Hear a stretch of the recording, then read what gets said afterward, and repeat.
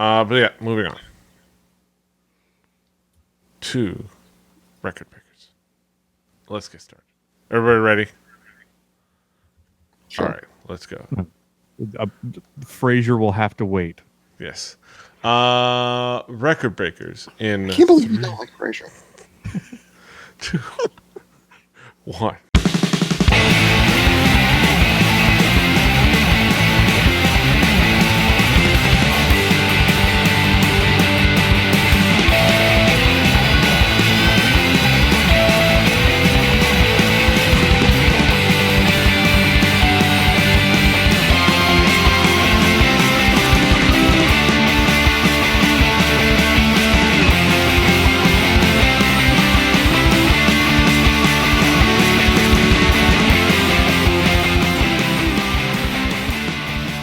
Buenos nachos, amigos, and welcome to another fantastic episode of Record Breakers. I'm Petey Rave, your man Window Plan. Here with me, as always, is my team. We've got already on camera Patrick. Are we going to still talk about Frasier this episode? Nah. We got Brett. I'm Cliff Clavin. And we've got Drew. Still think Frasier was a pretty funny show. We settled this already. Yes. We're here, of course, to talk about music. And the provider of said music was the first guy. Not this first guy. The first guy I introduced after me. Patrick, what do you got for us this week? I have brought I don't want to call them a metal band because they don't call themselves a metal band, but they're kind of a metal band. They're metal from band. Atlanta, Georgia, called Mastodon, and their album Leviathan. They don't like to be called a metal band, kind of like how hipsters don't like to be called hipsters. yeah, a little bit. You're fucking metal band. They feel like they're pigeonholed by metal. It's one of those Give things. The heavy metal glass ceiling, isn't it? Yes. Yes. Give me the guess who they have the courage to be drunken buffoons, which makes them poetic. Yes. We're talking about Mastodon. Brett, what were your expectations coming into this album? I was aware of who Mastodon were, only enough to assume it wasn't worth my time to go out of my way to listen to them. I honestly hadn't thought of them since the early 2000s. Y'all know my thoughts on, the more modern metal subgenres and how I tend to be on the sour side about them. Unless it's a band of yahoos wearing foam armor, singing about magical toilets and being managed by Sleazy P. Martini. But no, I actually was looking forward to being a little more educated on Mastodon and what they had to offer me. Unfortunately, we're not saber-toothed tiger or Tyrannosaurus. I was hoping a mammoth would show up. Yes. Drew, what were your expectations coming into this album? Well, I've said before, when we usually get into metal, I usually nitpick it apart, because I'm very picky on my metal. So I wasn't expecting much because I knew this was a metal band, because I remembered their name only from one thing, and that was seeing it on all of the Unholy Alliance posters and thinking, all right, there's Slayer, and then there's the other bands on Unholy Alliance, and the other bands were kind of riding with Slayer. And I was like, okay, well, Slayer's all right, and Lamb of God I could take or leave, and Trivium I never really cared for, so I was like, I don't know, like, maybe, but I want to give them a fair shot, like I try to give every band, and that's sort of what I went into this with. Yeah. There's just some fair expectations. I mean, other than I know them from the freaking Aqua Teen Hunger Force soundtrack, which is they have a fun song on there and a couple of things elsewhere. I never saw the movie, so I never had that connection. It's a long episode. But, yeah. That's what I've heard. Yes. Fun soundtrack though. We're checking out. Introduced by Carl for some reason. The Mastodon gets introduced by Carl. Patrick, well, how would you describe the themes elements on this album? So Mastodon are a band that I think Drew kind of hit it on the head, or pigeonholed by the bands they came up with, sort of as part of the new wave of American heavy metal. They do not sound like Lamb of God. They definitely don't sound like Trivium, who are garbage. God. No, Or Shadows do not Fall. bring garbage into this. Or We're gonna get email. I'll start But- screaming about how it's there's not a female Butch vocal. Yeah. Vig is an Yeah, all right yeah. guy. Okay. So Mastodon were kind of the outliers in that. They take their style not so much from melodic death metal and more from like sludgy stoner metal like the Melvins or Neurosis. But the music tends to be unlike those bands, which are really very like heavy downbeat sort of doom metal stuff. Mastodon tends to be a little more energetic and frantic. This is a concept album because we all love concept albums. I actually do sometimes. And it's loosely based on Herman Melville's Moby Dick because that needed a concept album about it. I don't know why I'm not Mastodon. And they're Says the man who brings this album I to don't us. care that it's about Moby Dick. I love it. Musically, it's like I said, it's got sort of sludgy stoner metal, but also kind of progressive rock. And then it's the vocals are a little bit screamed, so it got thrown in with all the new wave of death metal. Fairly or unfairly, it worked out for them, I think, financially. Yeah. The guitars are more so influenced by rock and roll than they are metal. The drums don't do that thing that metal drummers have been doing that were doing 10 years ago, where they basically try to sound a lot like Dave Lombardo, but with like a side of Mike Portnoy. Bron Daler, the drummer, takes a lot more from jazz and early progressive rock, and tends to not run on the kicks, which is nice, especially when you were me in college listening to death metal and being like, this is fun the first couple times you hear it, but it'd be cool if someone did something else. And fuzzed out bass guitar. I like fuzzed out bass, and you get a lot of that. A fuzzed out bass. True. What would be the themes elements that caught your attention on this album? Like I said, I'm very particular about my metal. Usually when I get into the newer metal bands, what I like is if they're not a power metal band and they have more screaming vocals, I like the screaming vocals to realize it's sort of ridiculous. So things like pirates, pillaging, Vikings, stuff like that. I'm going to reiterate what Swagger just said. This is a concept album about Moby Dick. Okay? Awesome. Like, I'm going to chalk that up to awesome. Because of this. You know why it's Moby Dick? I'll tell you why it's Moby Dick. Moby Dick is the most metal fucking classic story of all time. It's revenge at its purest, and a metal band doing. I would argue that the Moby Dick, Count of Monte Cristo would take it for its money, but you don't have a giant allegory about wasting your entire life hunting down something only to fail. But much like this album, we'll get into that later. I'll Also say with metal. Swagger on this one because I actually had a lot of fun with this. The guitar work is fun to me. It's not so like off the wall and ridiculous that it's not easily accessible, but there's cool sweeping parts. The drummer made me look up who he is, and apparently he did a progressive dream funk band called the Gaylords or something to that effect. I'm taking notes now.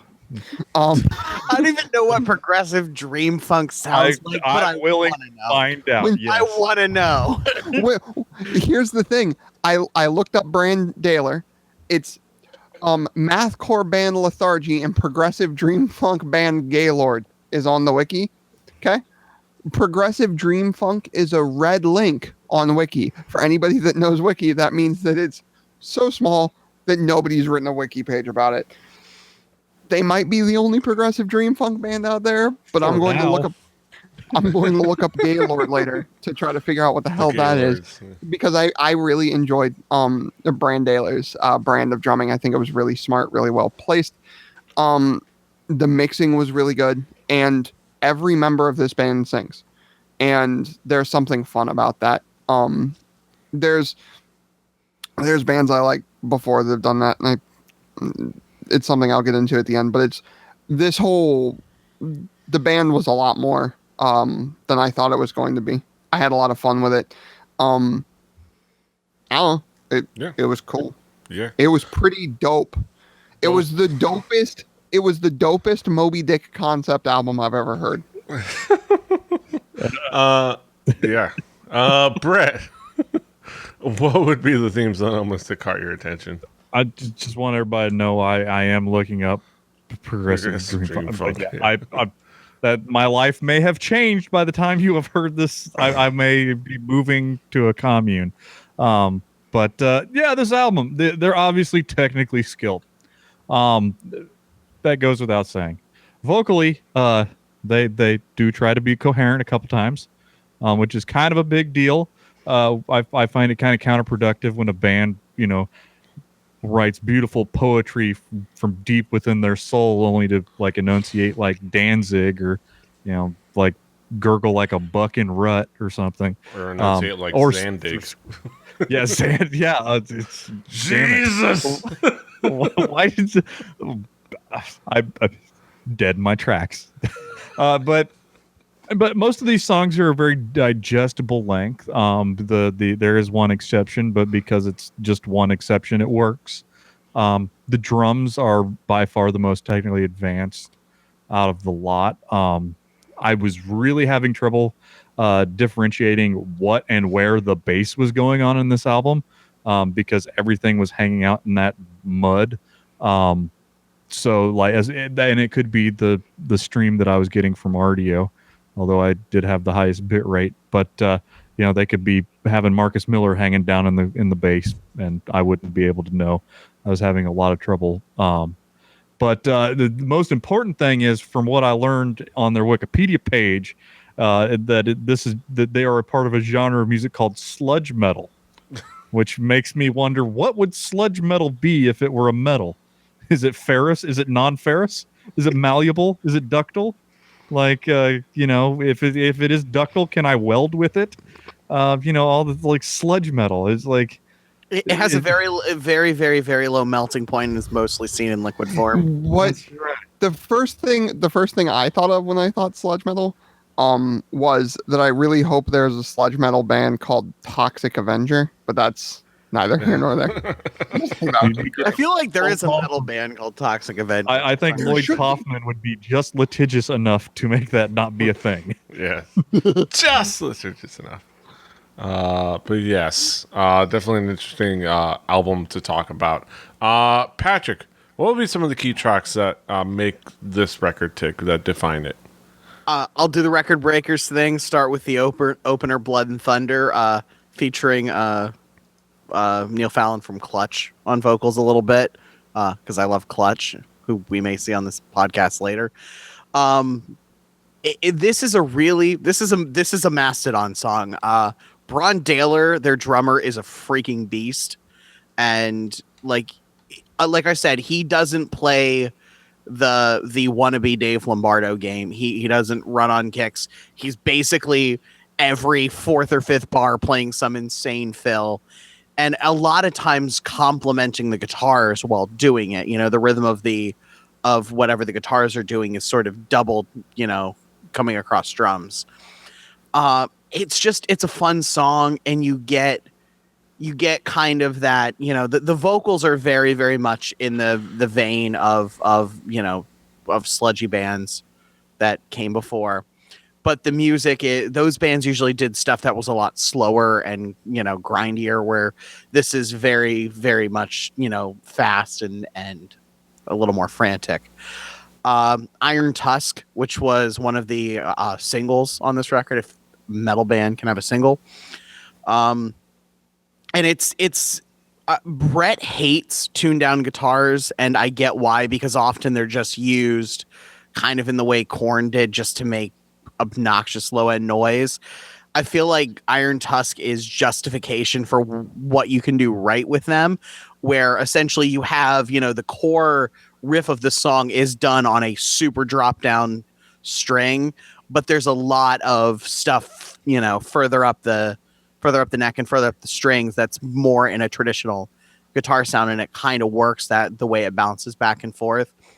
And then because it's a prog record, Hearts Alive, which is sort of this big wandering, 14-minute thing near the end, where you kind of get a little bit of everything, and you get to see them slow down a bit and be a little more atmospheric. But then kind of the whole end of it sort of climaxes with these crazy, crazy guitar, different sort of movements of the guitars playing off of each other.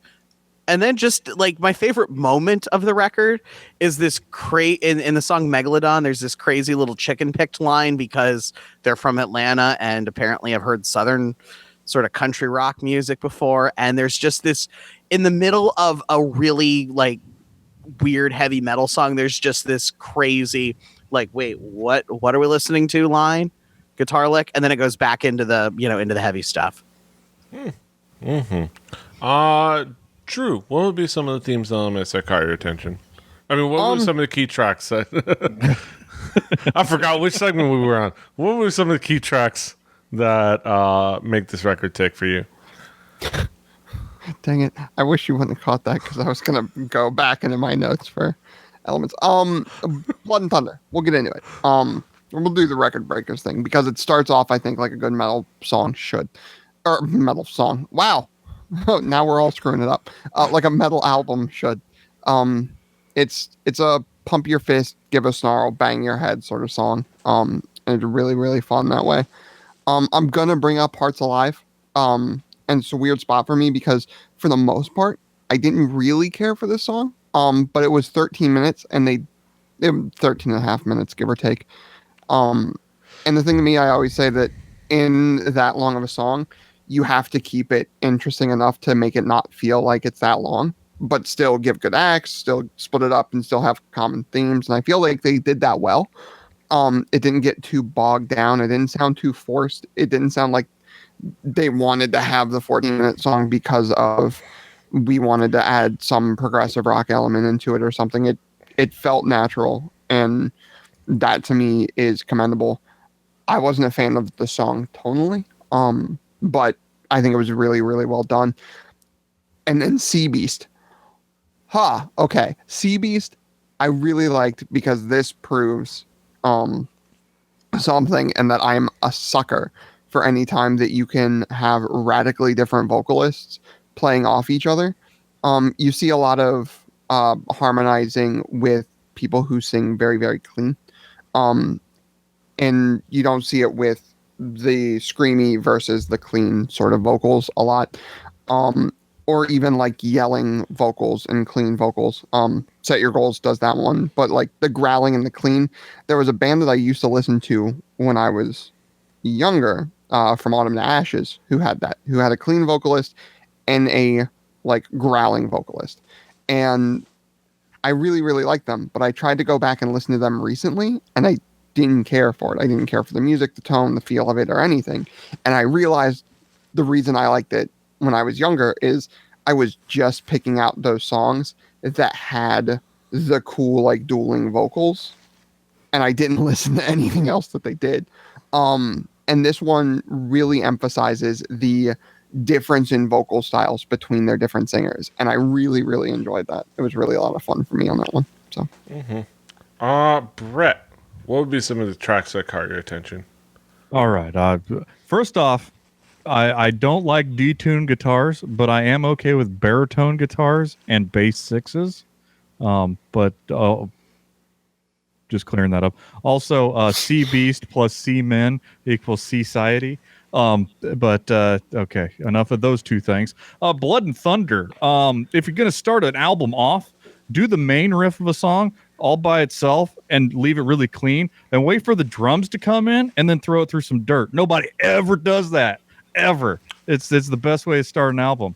But it made me smile. Also, liberal use of pick sliding. You'll hear that squeer like every 5 seconds, and it just But there's some really good harmonized guitar solos. The drums were really good, and it also made me think of Odorous. Which anytime I can think of Odorous due to the vocals, it just makes it turn into a silly cartoon of itself. which is part of the reason why I really like Guar, because it's making fun of a genre of music I generally dislike, but doing it in a way that's silly. I love you, Odorous. Rest in peace. Megalodon, not Megalon, but Godzilla took care of him already. Megalodon there's some really fun stuff going on.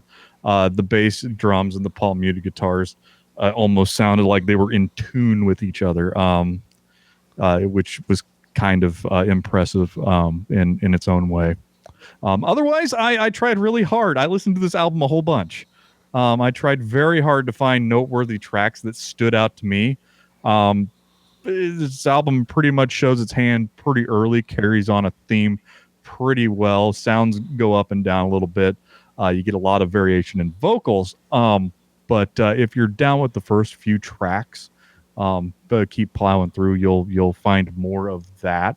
And in response to the term chicken pickin' being used on the track, no. I come back to this. We'll have our Frasier rematch here in a bit, but no, that was all. I did notice that too, but there was not enough to be quite chicken picking, and also Atlanta, not home with chicken picking. But but those are some songs, everybody. Yeah. Those are some songs. There were definitely some interesting songs to like worthy of note. But bringing it back around to kind of some conclusive thoughts. Drew, what would be your conclusive thought on the album as a whole? I don't really know what else to say about this record besides I enjoyed it more than some of the other metal records that have come out from Patrick on this this here show. We won't get into the all the travesties that he's brought us with in metal, but this one, like I said, I go for very weird things in metal. I do like myself some Guar. That's not very nice. This is a family show. No, it's not. I do like myself some Guar, but I also like myself some Amon Amarth and some Cherry Sauce and some Camelot and stuff like that. And like, let's put it this way: this band toured with another band that we reviewed, Cursive. If that doesn't tell you, I didn't know that. I didn't know that at all. That says everything I need to know about everything. Like, look it up. Look it up. They toured with who else was on that show? It was. Did I need to replay before this album? No. Check this out. It was Against Me, Cursive, and Planes Mistaken for Stars was all on the same. You're saying words, but I don't know what that means. Interesting bill right there. Yeah. Right. I'm not sure I would go to that, and I love Mastodon. I would definitely go to that because that would be the weirdest mixing of people ever.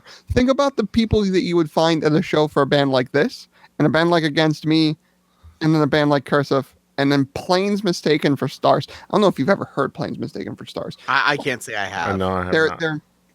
Words. They sound terrible. Just based on the name alone, they sound awful. They're not terrible. For a guy like me or Curly, they might be terrible for a guy like you.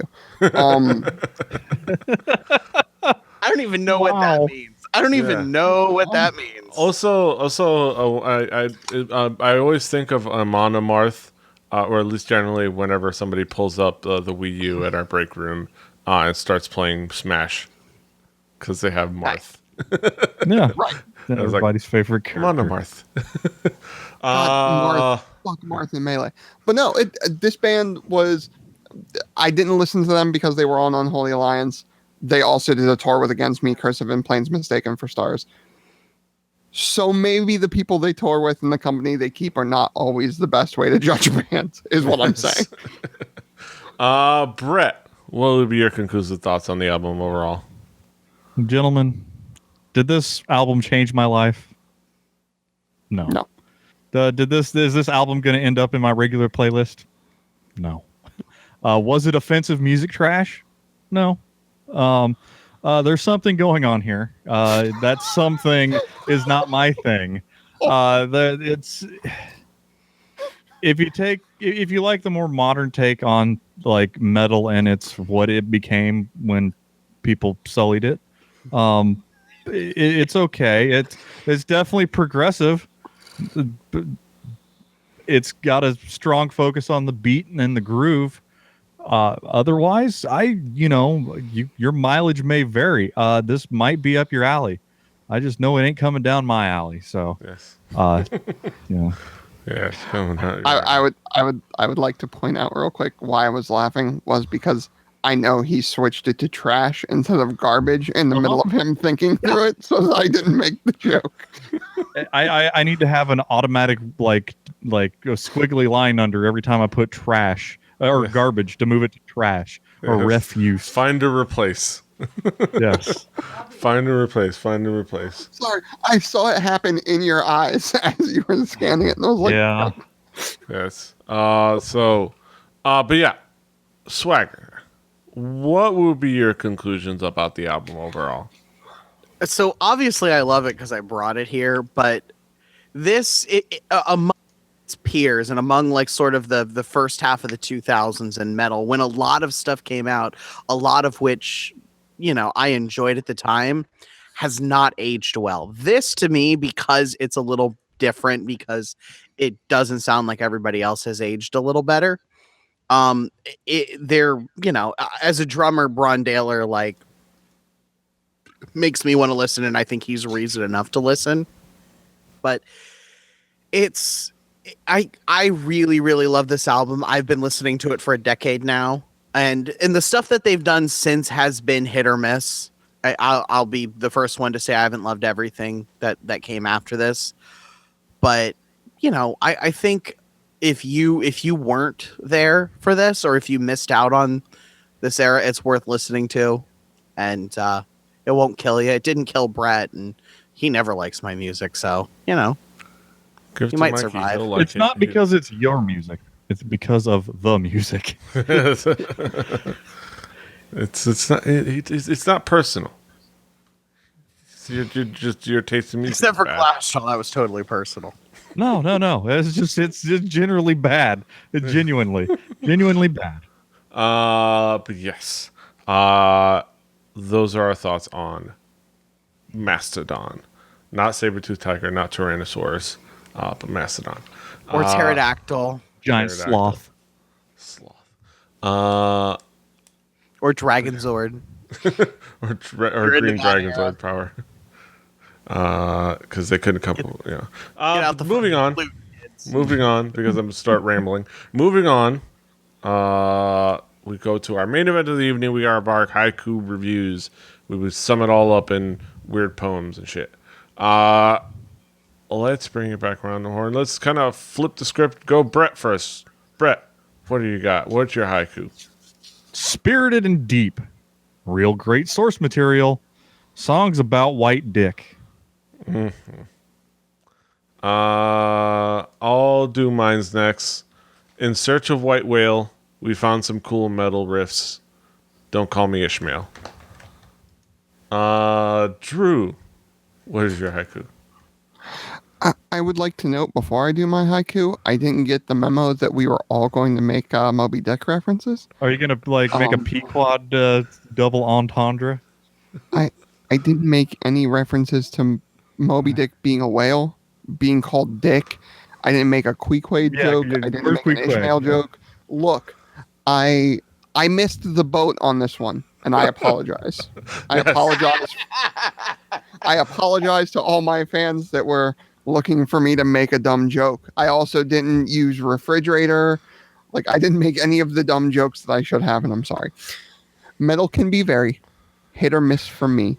Luckily, this hit more than not. Patrick, what is your haiku? Sludgy rock and roll, unique sound amongst their peers, still sounds fresh today. So, I'm gonna go hop in my coffin. Symmetrical. It's perfectly asymmetrical. Half dumb Moby Dick references, half not. It's nice, even spacing. But that's it for our thoughts on on Leviathan, on Mastodon.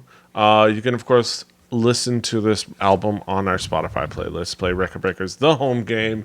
In fact, it's the name of the playlist. You can check it out on Spotify. On that Spotify playlist, presumably, I'm assuming, though I don't know it for sure, is our next album, and that's going to be offered by Brett. What is your offering, old Brett son? Well, we're breaking ground here, and it's very, very nice to bring something that I know you guys have never heard before. It also is fun to say the name of the album. The album's name is Tellywhacker by Red Volkert. Red with 2 D's, Volkert spelled funky. Google Tellywhacker. It is Telly as in the Telecaster. Uh-huh.